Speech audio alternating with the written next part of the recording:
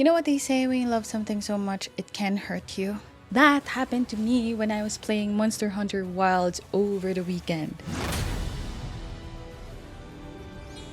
I'm the best. My left thumb got swollen. I'm not sure if you can see it, but it used to be here. So in this video, we are going to be talking about the ins, the outs, what's good and bad about the new Monster Hunter Wilds, and if it's worth risking your thumb.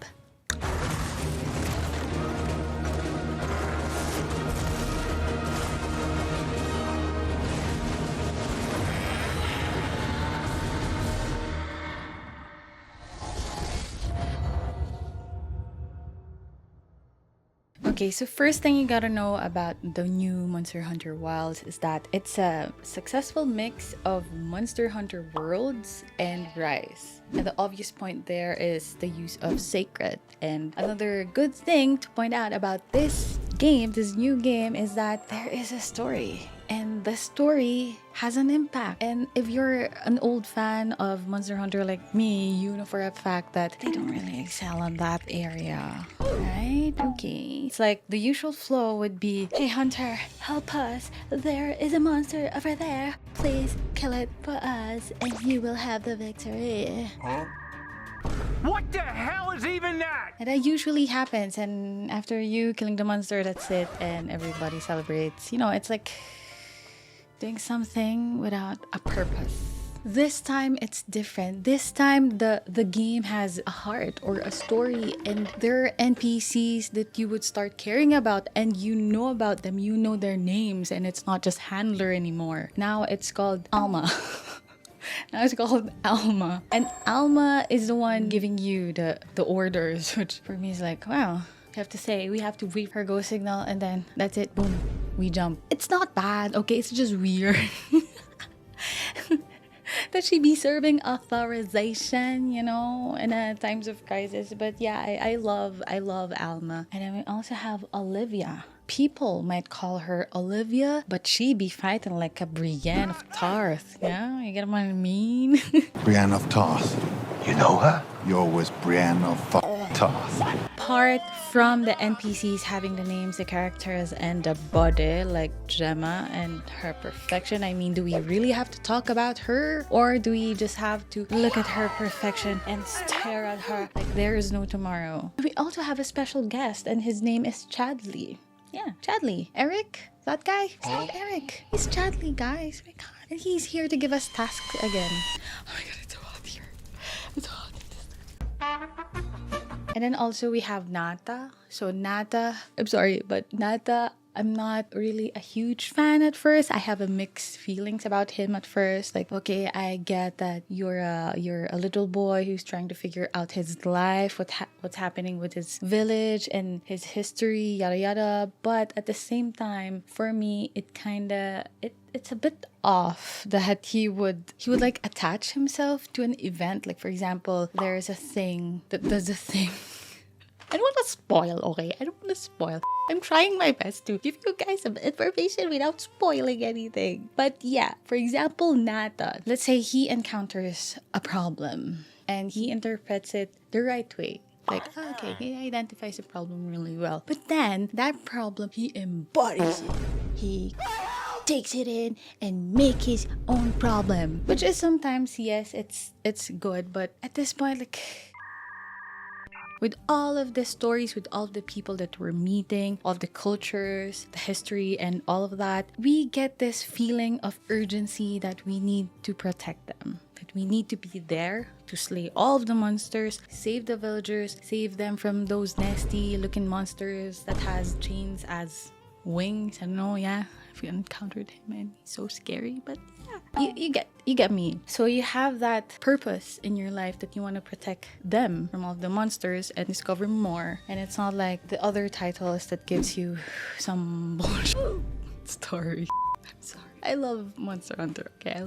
One thing that I want to talk about would be the quality of life. What I mentioned earlier would be the use of Sacred. If you don't know, Sacred or that kind of transportation actually first came on Monster Hunter Rise. And now they took that idea and put it here on the Monster Hunter Worlds, which is so fudging convenient.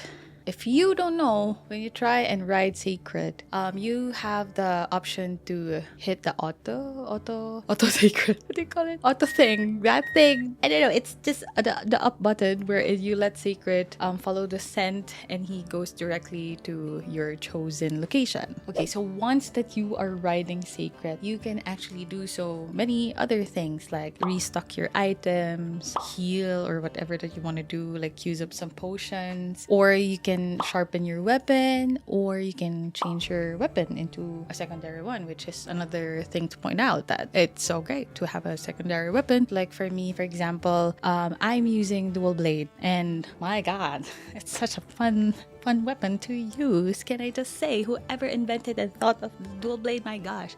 And also, why didn't I not try that the last time I played? So anyway, I am now trying dual blade and I love it. I love that I can wound all monsters, I think, so far. And I love that it's also like very flashy. It gives you that visually appealing techniques, so, and also like skills, which is such a nice touch. So if I do have the dual blade, and if for example I encounter like a huge monsters or monsters that actually fly, I would just change my weapon to an insect glaive so I can go higher, or I can hit the ones who are flying or something like that. You can equip the same weapons that you like. So for example, I can equip another one dual blade and my other secondary weapon would be a dual blade also. The thing is, the only difference would be one can carry like more on attack power or more on poison, and the other one can be more of paralysis, so that you can just change in between battles or something. And it's also very convenient for Sacred.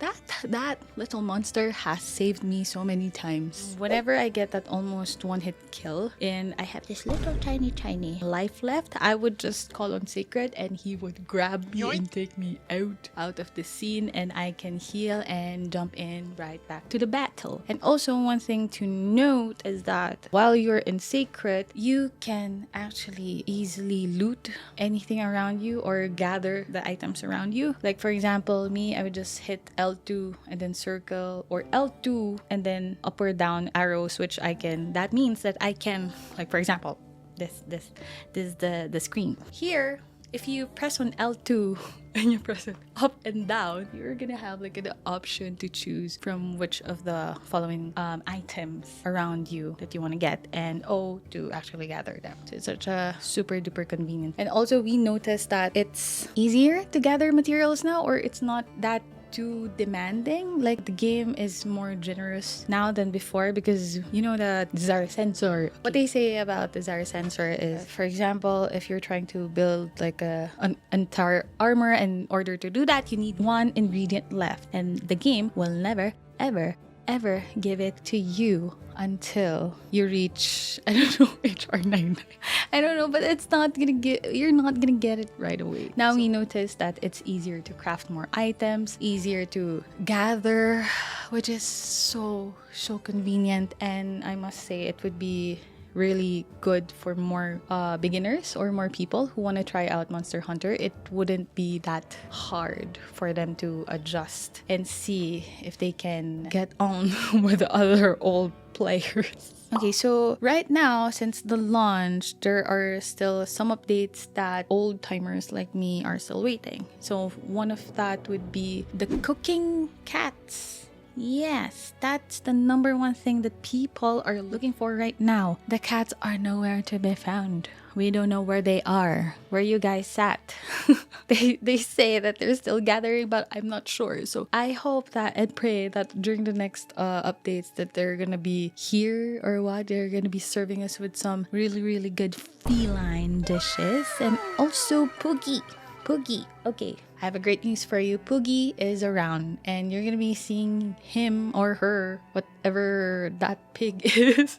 Him or her, they, whatever. Okay, so that little baby pig is still around, and you're gonna be seeing him, well, almost at the end of the story. And I think that's actually a very charming thing to do, because it's like you're doing something, you're really working hard for something, and then there's like a really nice surprise at the end, and you see Poogie. And I was like, when I saw it, I was like, oh my god,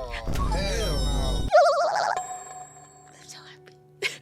It actually has taken away all of my disappointment of not seeing the freaking cooking cats, okay? When I saw Poogie, I was like, yeah, okay, Capcom, I forgive you this time. I forgive you. I forgive you for not taking away Poogie. So with the Link Party, I have a different opinion about it because, well, it's actually very convenient that you can link with your friends and be able to do whatever you want to do in your world or in your game. Like you're owning your own game. So if you want to just jump into whatever they're doing, you can just do so with a simple button. But for me, what I'm looking for or missing would be the hub.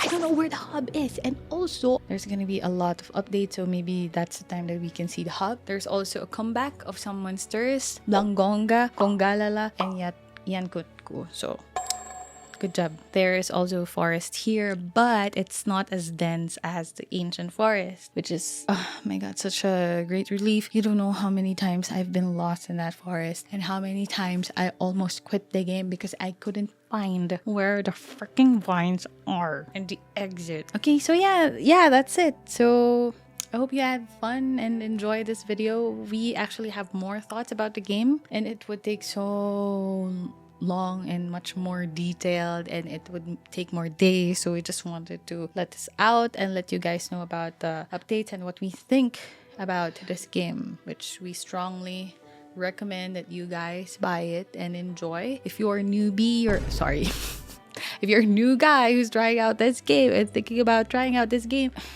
you gotta do it. It's one of the best game that you should try this month and in the next succeeding years. Yeah, it's the game that will stay here and will always exist until the next Monster Hunter arrives. I tell you, it has dominated the world, the industry, and my entire life. And also for the next video, we will be reviewing the Split Fiction, which we are so excited about because the game so far is so intense, so electrifyingly good, and it's just wow. So yeah, we're gonna be seeing you on the next episode. If you like this video, go ahead and leave a like and tell us what you think of Monster Hunter and if there's any monsters that you're looking forward to. For me it's Dodogama. I haven't seen him. I miss that monster. Such a cute little fella, but I used to hate him. But yeah, so alright, we'll see you on the next video. Bye! Don't forget to subscribe. Bye-bye!